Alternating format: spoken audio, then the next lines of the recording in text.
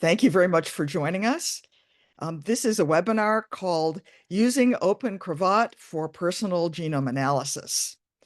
And it's going to be presented by Jasmine Baker and myself, and I'm Rachel Karchin. So first, we're going to introduce ourselves. Jasmine, do you want to introduce yourself first? Yes. So a bit about us. I am Dr. Jasmine Baker, and I am a data scientist at Johns Hopkins, and I'm also the outreach director for the OpenCRAVAT project. My background's in bioinformatics and community engagement, and I focus specifically on training new users, developing training content, and building resources so that anyone, regardless of their coding experience, can leverage variant annotation with OpenCRAVAT. And I'm Rachel Karchin. I'm a professor at Johns Hopkins, and I'm the PI of the OpenCRAVAT project. I have been working on this project for about 12 years, so I think it's pretty mature at this point, and we're very excited to share with you today some of what OpenCRAVAT has to offer. And we have nothing to disclose. Jasmine, you want to present these goals? So the goals of the webinar are we're going to do a brief introduction into variant annotation, and we'll cover the fundamentals, what is annotation, why it matters, and what are key data sources that you guys will use or see that we have used for the examples that we're sharing today. You're going to learn the general OpenCRAVAT workflow. So we'll walk through from selecting your annotation modules to filtering and how to explore those results and figure out what may or may not be insightful for you. Next, we're going to see how we've used OpenCRAVAT on our personal genome. So Rachel and myself, we've actually taken our data, annotated it, and we're going to go through some examples on how it can be applied for us personally. And then we are hoping that these hands-on demonstrations will help you guys learn how to work with your own personal genomic data using OpenCRAVAT. Right, I'm going to start off with an introduction to variant annotation. So we can trade off on this. Jasmine, why don't you do the first one? So we're going to begin by defining variant annotation. When you sequence a genome or a genotype array, you get a long list of variant calls, but that raw information doesn't really tell you much. So the annotation actually gives you the descriptive information that helps you identify the variant, and it gives you insights on their potential impact on the actual gene or the protein. So this particular piece of information is very informative and helpful for researchers and clinicians when they're trying to understand the functional consequences of a variant. For example, if it affects gene function, protein structure, or if there is an actual disease association. So why do we want to use variant annotation? Some variants are known to cause disease. And that's very helpful because when you get all of this information, you want to know which gene does this variant fall in, or where is it near, and does it have the potential to cause a disease? Other variants are known to be totally neutral or benign. There's, with respect to human health and evolutionary fitness, there's no severe impact to your day-to-day functionalities. However, a lot of variants have an uncertain impact. Variant annotation is also very important because you want to know, have these variants been reported before, and are they observed in different populations? So one of the things people have looked at for many years is the population frequency of a variant, just in the average person in a particular population. And most of the really big genetic disease associations have been found looking for common variants that are associated with increased risk for a particular disease, or the probability of expressing a particular phenotypic trait. The reason that common variants have been the focus is that to find any kind of strong statistical signal, you need to look at a large number of people. And this means that you need to find genomic positions where many people will have a variant. So this is in fact the definition of common variants. About 20 years ago, when genetic or GWAS, genome-wide disease association studies began to be very popular, um, the idea was that the really important variants associated with disease would be very common in human populations. And this was called the common disease, common variant hypothesis. This turned out actually not to be true. In fact, most common variants associated with disease don't have that large of an effect. And over here on the right side of the slide, I have a figure. I've seen different versions of this figure in different books, different papers. This version comes from a book called Exploring Personal Genomics by Dudley and Kaczynski. And the idea you see here is that there is a relationship between the allele frequency or the frequency of a variant in the general population and the effect size of that variant. And you can put variants in different classes. So you have, on the one hand, you have very rare variants that have a very large effect, such as those that cause Mendelian diseases, but you also might have rare variants of very small effect. And then on the other side, you might have common variants of large effect, but mainly you have common variants of small effect. So there's an entire spectrum of variants based on their frequency and their effect size.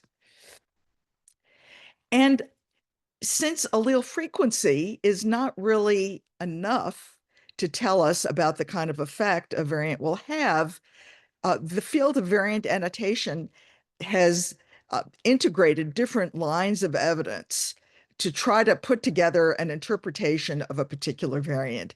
And of course, its allele frequency is important. It's not the whole thing.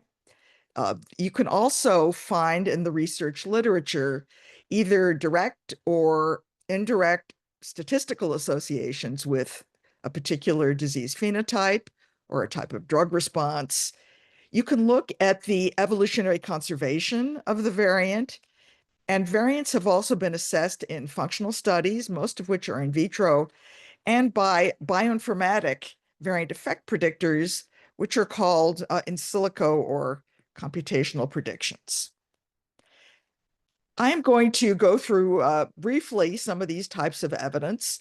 Probably most of you are aware of these, but I'd also like to share that in OpenCRAVAT, we have united a bunch of these different evidence types and the type of databases that provide the evidence, and they're all in one place. So you can easily put in your own variants or even variants in a cohort, and you can integrate all these types of evidence fairly easily, even if you don't have computational expertise. So, of course, there is allele frequency. And most variants of very high allele frequency do not have a negative impact on human health. Importantly, also, different population groups, continental population groups or subcontinental population groups, um, have different allele frequencies of different variants. So a variant that might be common in my population group might not be common in Jasmine's group and vice versa. And there have been many studies over the past couple of decades looking at allele frequencies in different population groups all over the world. Some of them are nomad, 1,000 genomes. There are many more of these, and you can take advantage of these studies and find out about these background allele frequencies in different populations. You can also take advantage of disease and drug response research.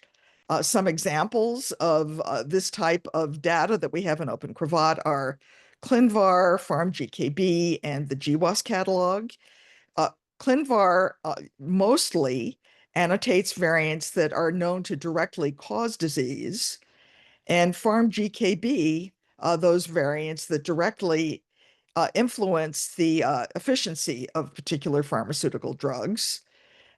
Whereas the GWAS catalog contains variants that have been statistically associated with disease, but which may not be the direct cause of the disease or trait. Evolutionary conservation is another approach that people use to look at the importance of a variant. This is based on the idea that humans and closely related organisms, maybe even not so closely related organisms, may have DNA that's been conserved over a long period of time. And if at a particular site, a DNA nucleotide or an amino acid and a protein has been conserved over, across evolutionary time, it may be very important.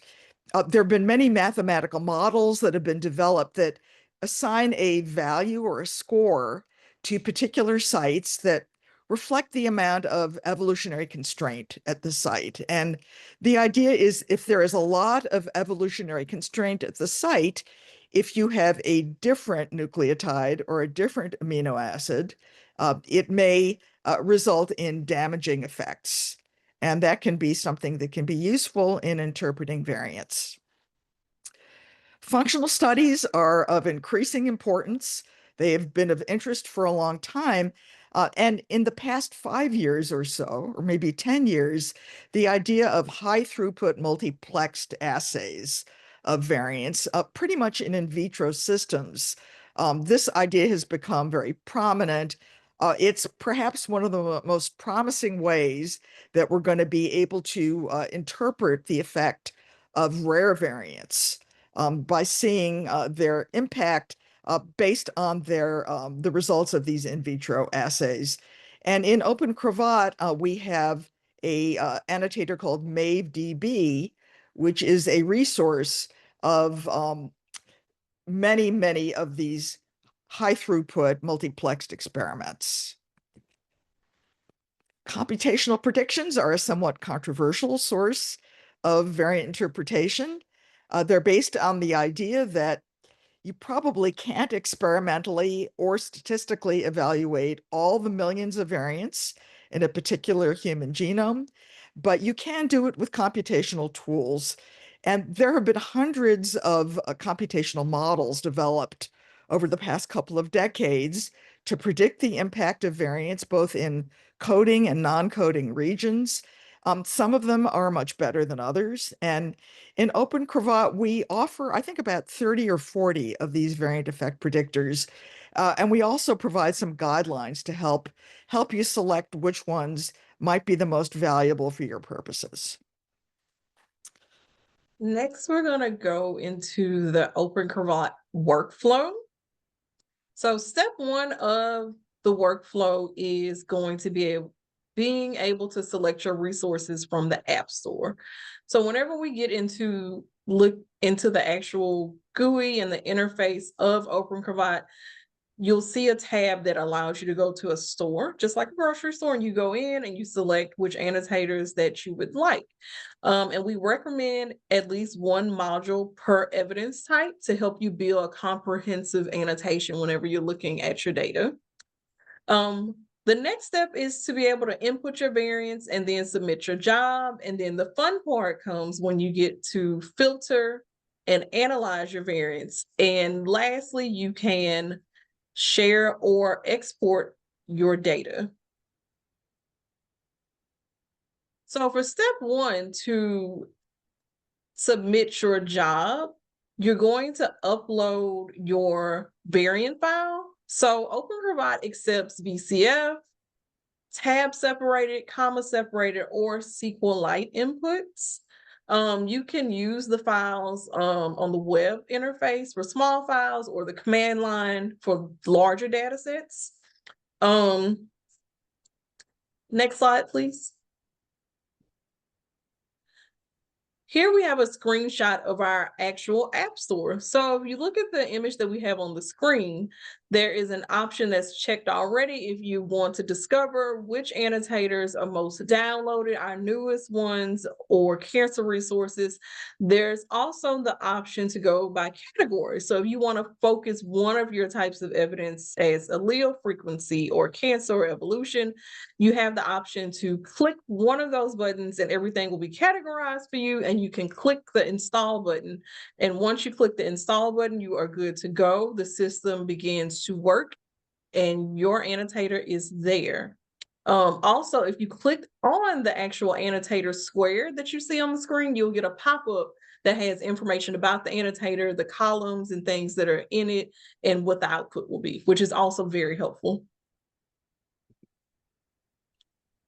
So once you actually run your job, you've uploaded your file, you've selected your annotators, you've pressed that lovely big orange button that said annotate, you go get a sip of coffee and come back. Now you have your job, it's run, and you can view your results. So you go to job, so you see your job will run. And you can open the viewer by clicking the button that is being pointed to here with our red arrow. So once you open the result viewer, it'll open up in a different window and you'll get something similar to what you see immediately under our red arrow. So you're going to get a summary screen initially, and then you're going to get to the area where you can actually filter. So once we get to that filtering step, you can actually go through and you can filter by gene, sample properties if you have a certain type of property. You can also filter by variant properties, which is very important to note that you have smart filters, which may go ahead and filter by a particular type of annotator type that you chose. But the query builder, this is really the bread and butter and the high point of OpenCRAVAT, because you can go in and you can do your Boolean statements and you can do your and your ors, and you can say, I want to go to this annotator and put in a variety of options that really hyper focus on what your question is that you're trying to study. And lastly, but not least, we also have this really nice filtering vignette. So if you guys head to our website at some point, either during the webinar or later, you can see that we also have these really nice vignettes, and you can scan this QR code here, and we have a filtering vignette which walks you through how to go into our result viewer and go through and filter your results to get the information that you are trying to extract out of it. So once you actually filter your results, you're going to refresh the screen and click submit. And then you can click over to the blue variant tab. So once you click the variant tab, it turns blue. So you know, hey, this is the tab I'm on. And it loads all of the variants that you filtered into this other screen. And it gives you a variety of columns, and it's all the columns that were in the initial annotators that you selected. So it's really important to note that all of these annotators are going to be listed here. And we also do, and I won't go into it too much, but we do have a nice layout button to the left where you can go in and make sure you know which columns that you're viewing and that you want to view or either don't want to view as you're analyzing your data. And the last step, which is the fun step, you finally get to export your results and share them. You can export them as a SQLite file by pressing this DB button, which is our database. So you can download it as your own SQLite database. You can also use this little plus button to download as Excel, tab separated, VCF, comma separated, or a R data file.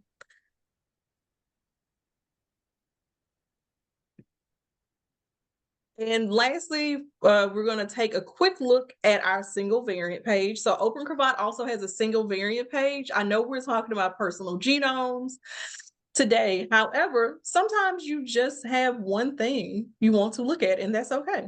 So you can scan our QR code that we have here in the top right corner, or just go to run.opencravat.org and you'll see our single variant page. It pops up. You can put in the variant of interest that you're looking at, whether it's your personal variant or variant for research. You can use the HGBS number, the RSID, allele registry ID, or genomic coordinates.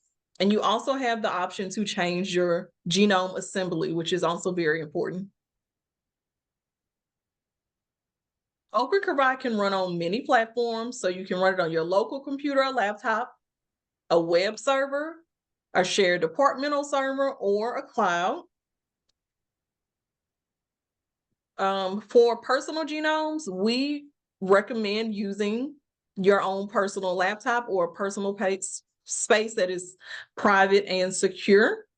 We're going to transition into the part of the talk where we actually go into our personal genomes. So Rachel and I run OpenCRAVAT on our own genomic data. I use the 23andMe microarray file, and Rachel used a 100x whole genome file from Nebula. So we'll share those highlights and then show you guys exactly how we filtered and interpreted the variants. Rachel, I'm going to pass the baton to you. All right. Thanks, Jasmine. So I went to the direct-to-consumer genome sequencing company called Nebula, and I had previously done 23andMe, but I was really interested in looking at my whole genome. So here's just a page of, this is an advertisement for Nebula. And some of the questions I was interested in were whether my genome harbored any common or rare variants that were actually actionable, that were related to disease or disease susceptibilities, or ones that are associated with drug response. And by actionable, I mean variants that will give me information that I or my physician could actually do something about. And you'll see how far I got with this as I walk you through what happened to me. So first, I downloaded my data from the Nebula website. So they have a nice picture here. Your genome belongs to you. You can download in many formats. I chose the VCF format. This is the format where they have actually called your variants for you. The other formats are simply more just the raw reads that come off the sequencing machine and then have been aligned to the human reference genome. But the VCF file is something you can input directly into OpenCRAVAT. If you take a look at the VCF file, you may be a bit dismayed. It's not really human readable. It's really designed to be machine readable, and it comes in a compressed format. You can see by that .gz extension on the file. Conveniently, you can submit compressed formats directly into OpenCRAVAT. So I uploaded this file using the process that Jasmine showed you.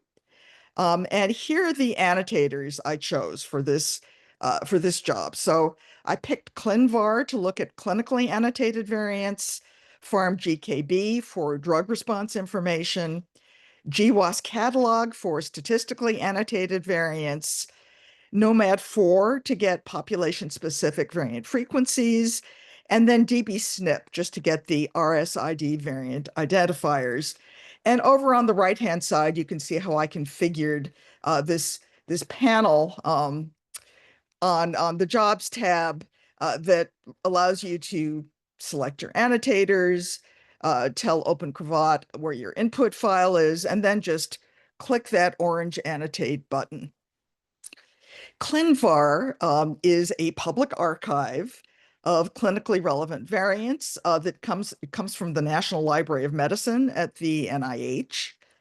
And in the OpenCRAVAT store, as Jasmine mentioned, when you see a tile for an annotator, you can just click on it and it flips around and you see some documentation. So here's a screenshot of documentation of ClinVar. It's pointing out some things that I was mainly concerned about: the clinical significance of the variant, so it can fall into a number of different categories. I was most interested in variants that were pathogenic or drug response variants, but I was interested in any clinical significance. But importantly, I really cared about the review status.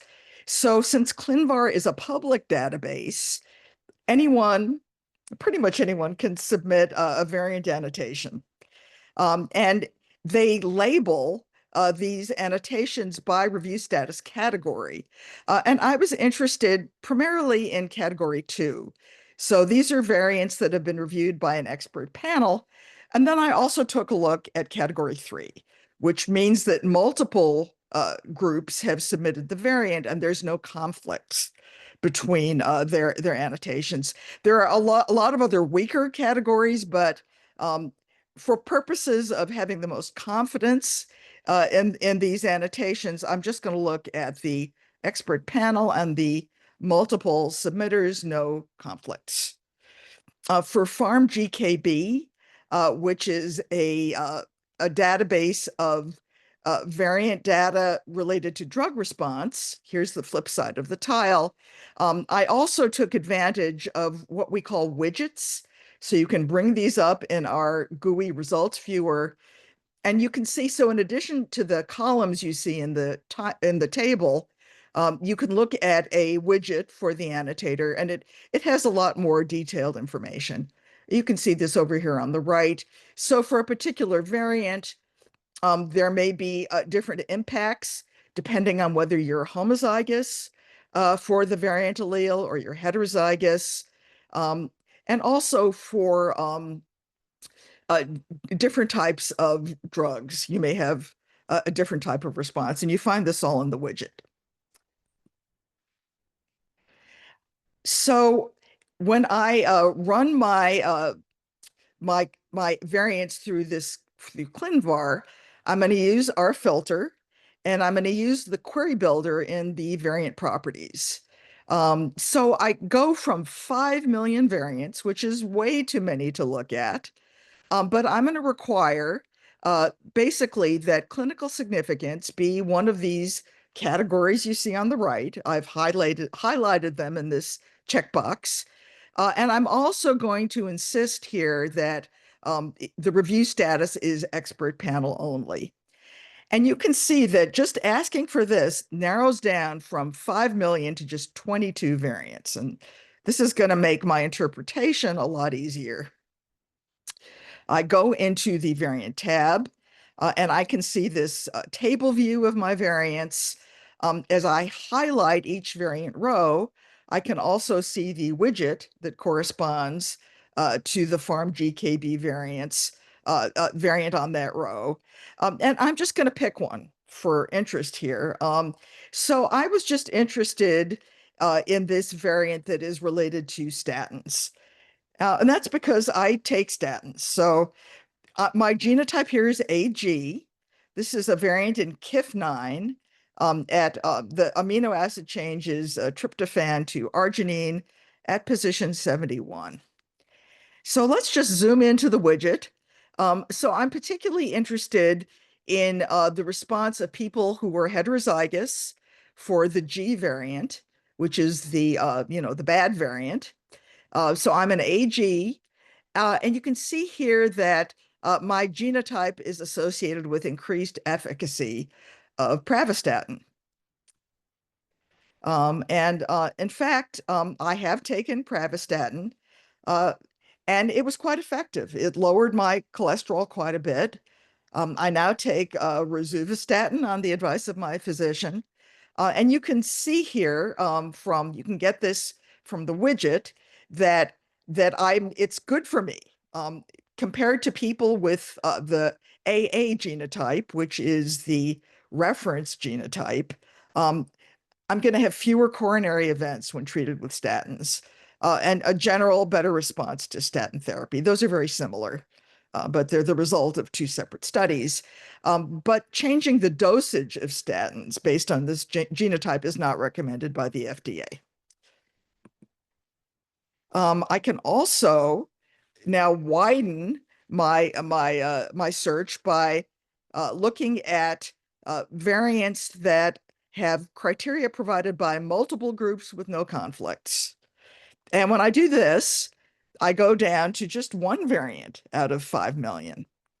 So let's look at this one. I was interested to see this is for a disease called adrenal hyperplasia, um, which is, it sounds pretty bad when you read about it, but you can see that my genotype is GT.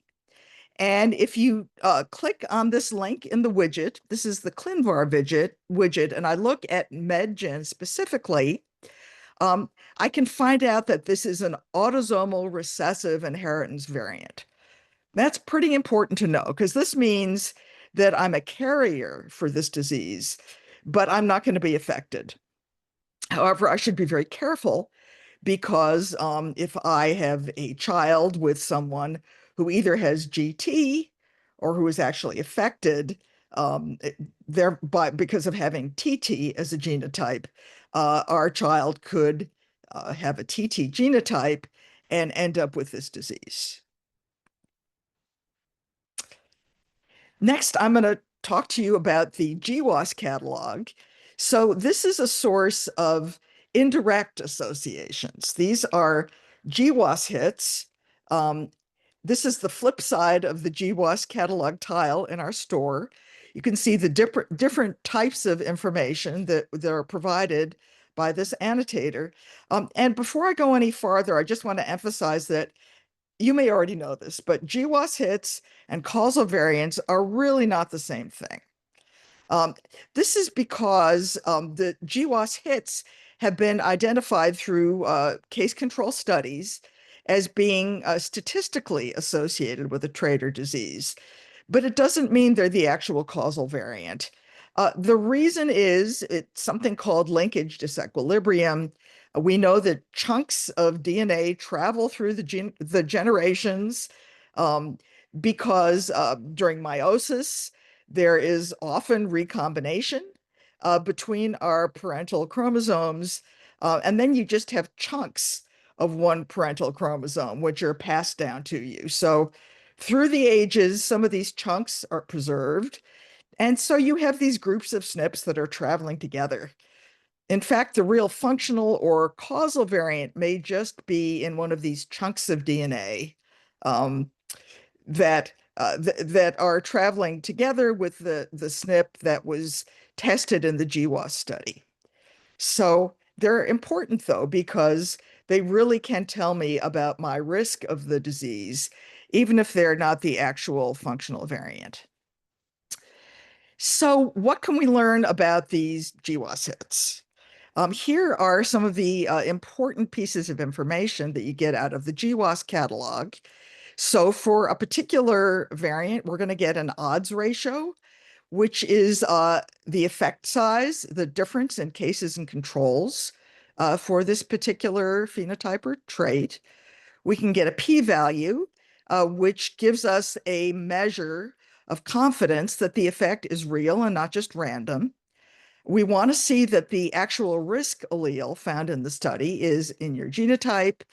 We'd also like to see that the study was replicated. We want to have confidence that this was found in more than one GWAS study and that the population studied in these GWAS studies match with your particular ancestral groups, both cases and controls. And this is not always possible, but this is the ideal situation, what you can look for. So some important points. Um, it's not enough to know the odds ratio or p-value. Um, the reason is the odds ratio is often inflated in small studies. It's a population risk. It's not your personal risk. The p-value may be underestimated if the particular study wasn't that large. It will definitely not identify rare variants, which may be important to you because GWAS studies are typically just not large enough to identify rare variants.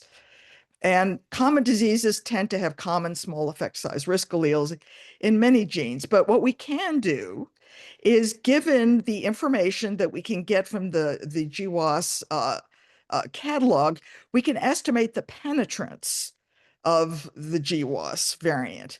And I'm going to show you how I can do this. And this is what I'm really interested in, because this is my personal risk or probability of expressing the disease or trait given my genotype.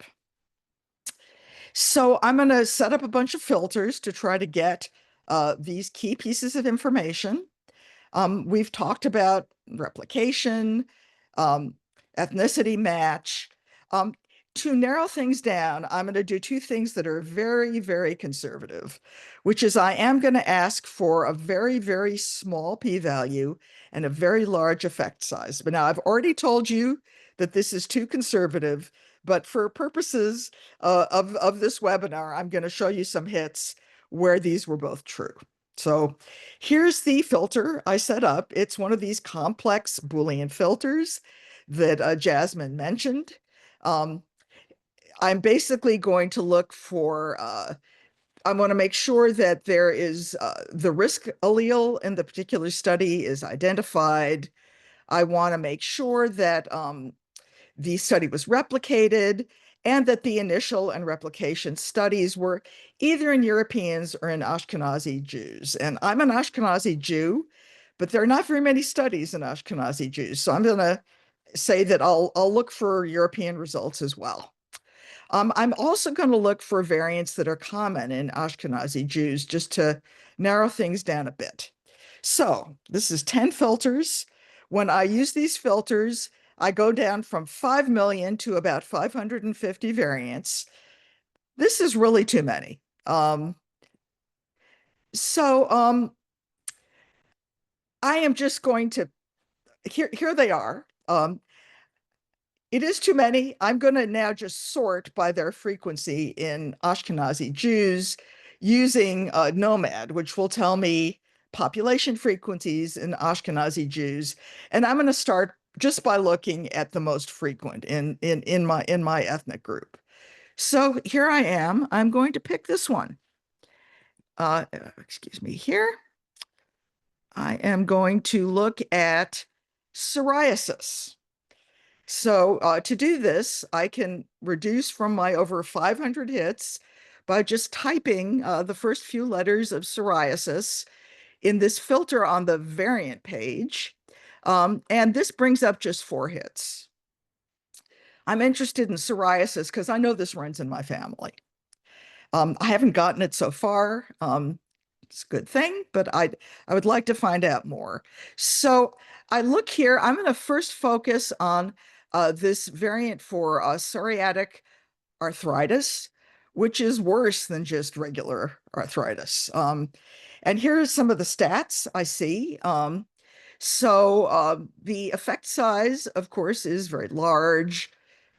It's extremely statistically significant. Um, I can look it up in PubMed. There's a nice link there. I can read a paper about it. And I can see what the risk allele is. It's T, and compare it to my genotype, which is CT. I can use our IGV widget to maybe look at where this is in the genome. This is not even in a gene. This is, I believe, way upstream or downstream of any gene. It's in a non-coding region. It may not be the causal variant, but this is the one that was picked up in the GWAS study. And I can also see that it's very common in Ashkenazi Jews. So I can learn a little bit about it. I can freak myself out. It's horrible, right? It has terrible symptoms. There's no cure. And then I can also, of course, I need to look this up. I need to find out the background frequency of this particular disease in Ashkenazi Jews. And I can estimate that it's about 1 in 88. It's around 8%. It's fairly high.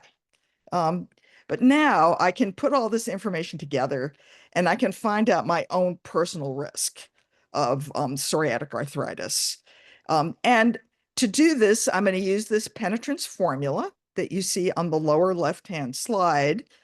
I'm going to use all this information that I've pointed out on this slide. Don't worry, we're going to share these slides after the webinar. In addition, we're going to share an Excel spreadsheet that would allow you to use this, to apply this formula for both a heterozygous genotype, CT, or also a homozygous genotype, which would be TT. You just have to basically fill in all this information, put it onto this Excel spreadsheet, and you can find out the penetrance or your own personal risk for any GWAS hit that turns up from your genome. And after I do these calculations, you can see that basically the probability that I'm going to get this disease given my genotype, it's really not very much increased from the background frequency in Ashkenazi Jews. So it's 8% in my ethnic group. For me, with this genotype, it's 9%. If I was homozygous for TT, it would be even higher. But this is the type of calculation you really need to do to figure out really what your personal risk is, as opposed to just a general population risk. And this is how you can really get the most out of the GWAS catalog. You're probably thinking, well, psoriatic arthritis, it's a complex disease, probably due to more than just that one variant. And you would be right. I could get a much better estimate of my risk by looking at more than one variant. So this is a very hot topic in genetics. And it's done by this method called polygenic risk scores. And we're in the process of making these available to you through OpenCRAVAT using GWAS catalog, but also working with the computational software Plink that would allow you to use your OpenCRAVAT GWAS results and then get your polygenic risk score for a phenotype of interest. So stay tuned. This is something we are actively working on and hope to release this year. All right, Jasmine, take it away. Okay, so we're going to switch gears and I'm going to walk you guys through my genotype data. I got my data genotype through 23andMe. And first, we're going to look at a snippet from my actual data file that you can download from the 23andMe website once your data is analyzed. So once you go to 23andMe, you can go to view and you can download your own data file. The data file is going to look quite similar to what you see on the right. It lets you know that, hey, here's your raw genotype data, and it gives you these really informative columns of the RSID, chromosome number, position, and the genotype. So this is the information you need for OpenCRAVAT to be able to work its magic. And if you guys remember from some of the previous slides, if you just wanted to look at one variant, you could also use this information to go and use our single variant page as well. So for my genotyping data, I am going to primarily focus on pharmacogenomics, and I'm going to explain first what pharmacogenomics is, and then I'm going to give you guys a little backstory, brief backstory on why I actually decided to go in that direction with this presentation and the variants I looked at. So pharmacogenomics is the study of the relationship between genetics, the variants, and how our body responds to medications. I'm particularly interested in how genetics might influence drug response. So that is one of the reasons I decided to go in this direction. We have an annotator called FormGKB, and FormGKB is a comprehensive resource that curates all of this knowledge about the impact of genetic variation on drug response for clinicians and researchers. So we have a screenshot here, actually of FormGKB's website. So if you're just looking for one variant maybe, or if you use OpenCRAVAT, FormGKB is a great resource if you're interested in looking into pharmacogenomics. So I ran my files. I uploaded my 23andMe genotype file, and for my filtering options, I was able to go to filter, and you can see I had a little over 100,000 variants, and I narrowed it down to 6. So the annotators that I decided to use were dbSNP. So I wanted to use dbSNP specifically to make sure I had this RSID number and that there is some type of information or literature or evidence associated with the variant that was being picked up as a hit. I also wanted to use the drug interaction database. This is also an annotator that we carry with OpenCRAVAT, and it goes through the drug gene interaction database. It's very helpful, and it gives you kind of information more on the chemical side of things. And I also use FormGKB, which gives you a lot of information, and it links it to the studies and the literature. So also the thing that I want to highlight on the filtering is you can see that I filtered for one particular word with the drug interaction database. So I filtered for statin.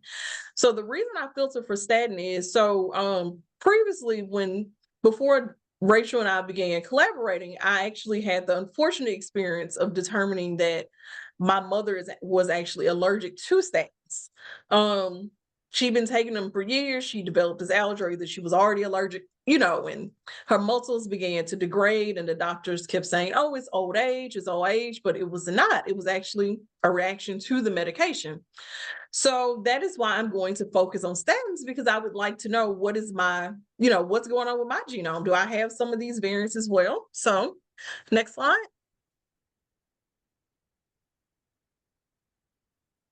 So I looked at my clinically annotated variants. So I decided to focus in on this missense variant that we have here that is in the KIF6 gene, which is a different gene from which Rachel spoke about earlier, but it's also related to statins, ironically.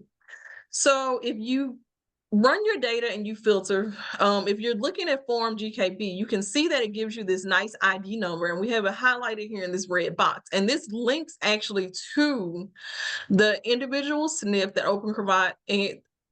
that OpenCRAVAT annotated from your genotype file, and it'll take you to the Form GKB website and let you know, hey, this is all the information that we have on this SNP. So once you click that link, it gives you all the information that you saw in the OpenCRAVAT GUI expanded with more context.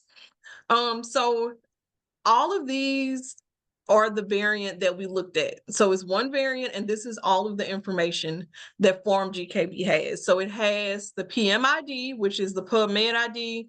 It lets you know the drugs, and all the drugs are statin.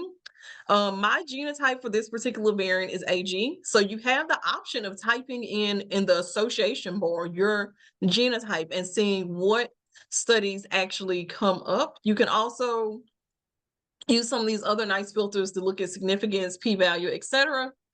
So from this screenshot, though, you guys can see that my particular variant is associated more so than the genotype A, if we focus on the first row, with an increased risk of myocardial infarction, which is very true for my family history.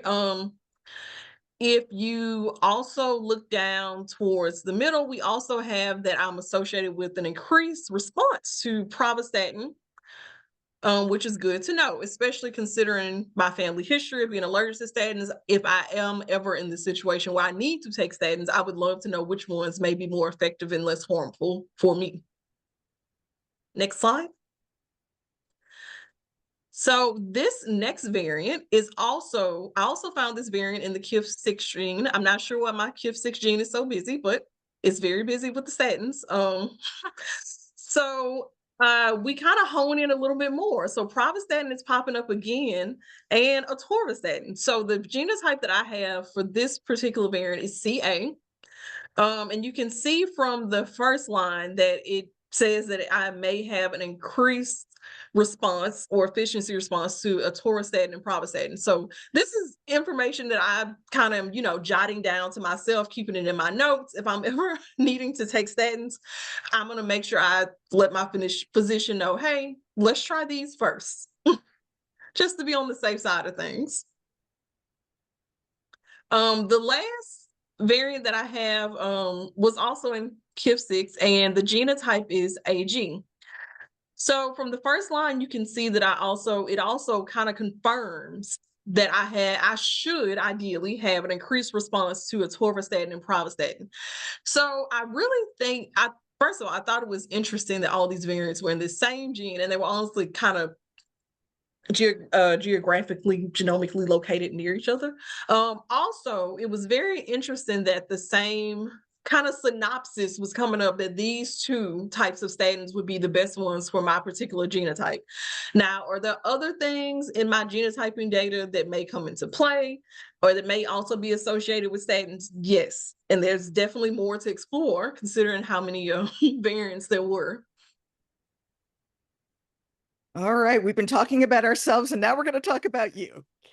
So, If you're not familiar with this, I think we've made the point, but there's a difference between being genotyped and being sequenced.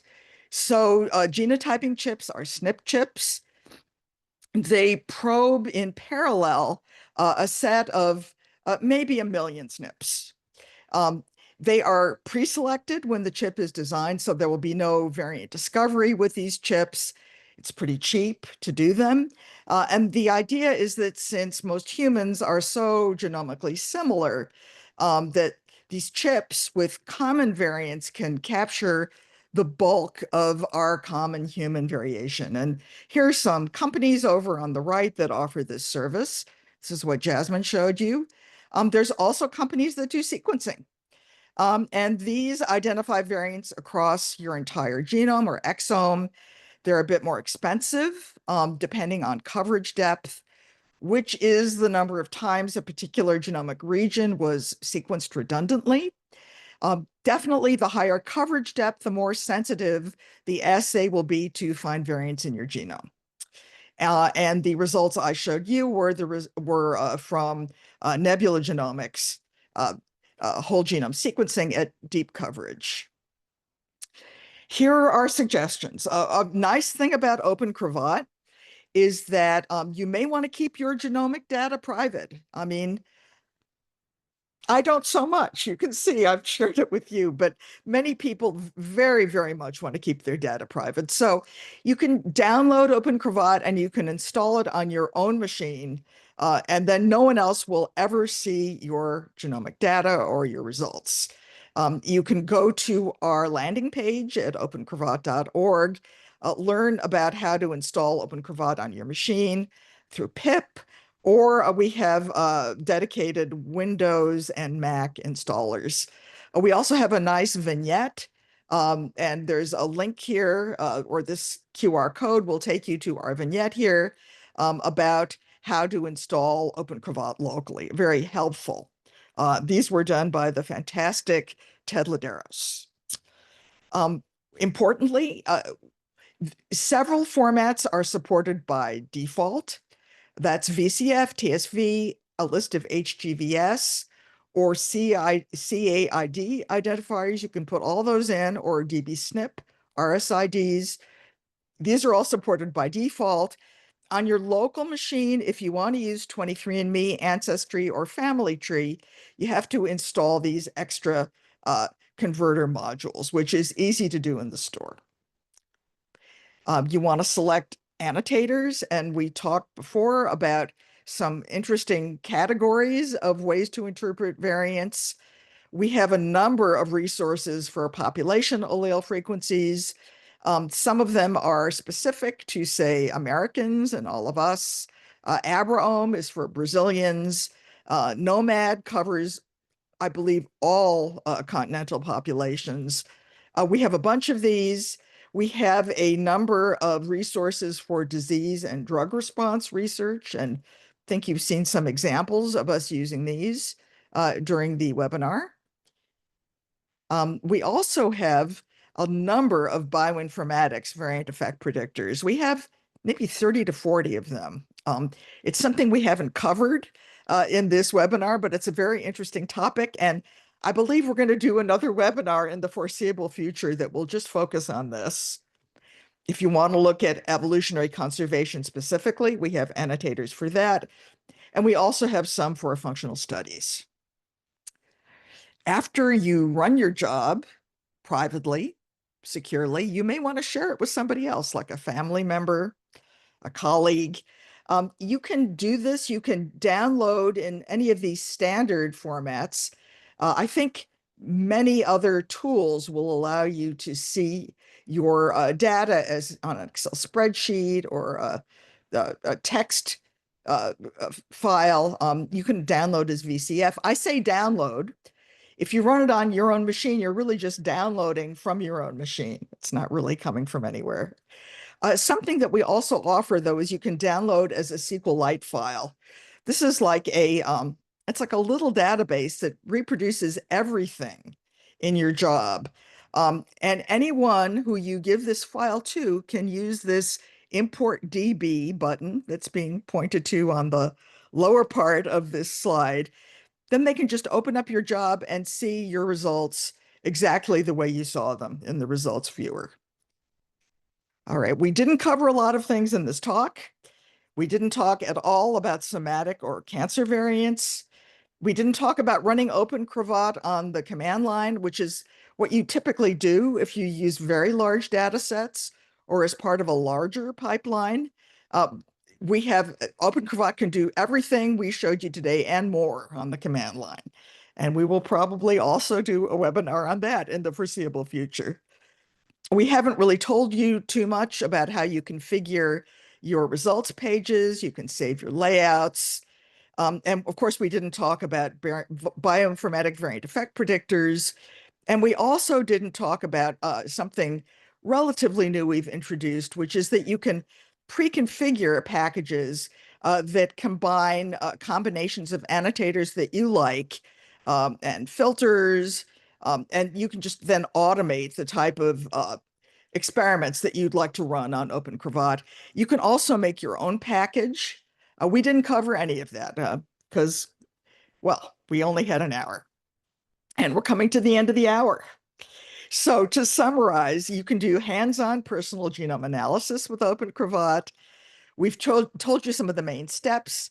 You can use our app store to select annotators.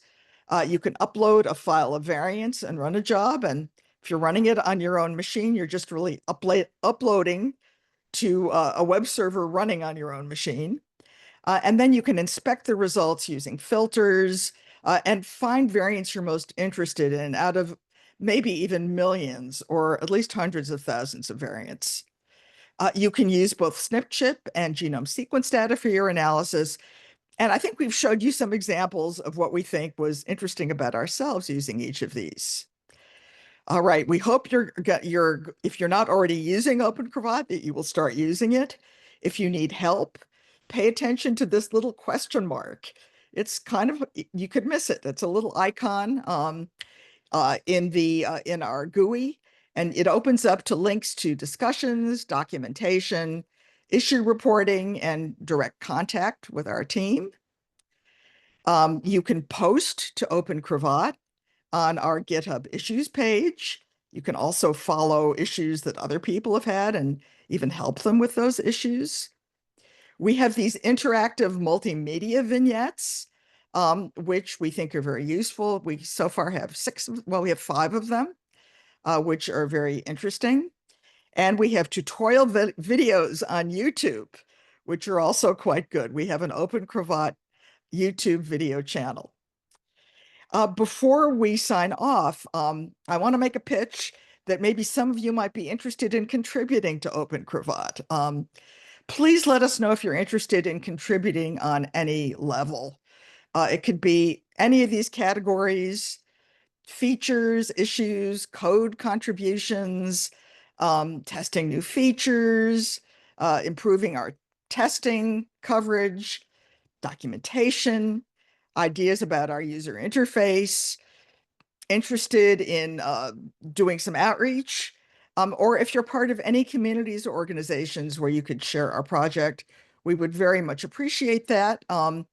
If you would like to contribute, we have links here to our GitHub, our Blue Sky, and our Mastodon social medias. You could look at these right now through your camera. We're also going to circulate these slides, so it'll be easy to find these going forward.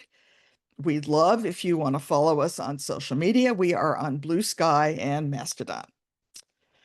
Finally, here are acknowledgements. And I'm going to stop my sharing here. I know we have, I don't know if people have posted. Yes, so we have some questions. Some questions I've answered and some I left for live. So I'm gonna start at the beginning. So I know Bethany and Edward were asking about getting the Jasmine, we have 1 more minute. okay. So I think, unfortunately, anyone who posted a question, we will personally write an email and answer you, even if we've answered you already in the Q&A. Thank you guys so much for attending. We really hope that you will consider using OpenCRAVAT or maybe even contributing. And we'll be sending you a bunch of follow-up materials. If you're registered, you should just get these automatically. Expect to see some stuff tomorrow. All right. Thank you so much, everybody. Bye-bye.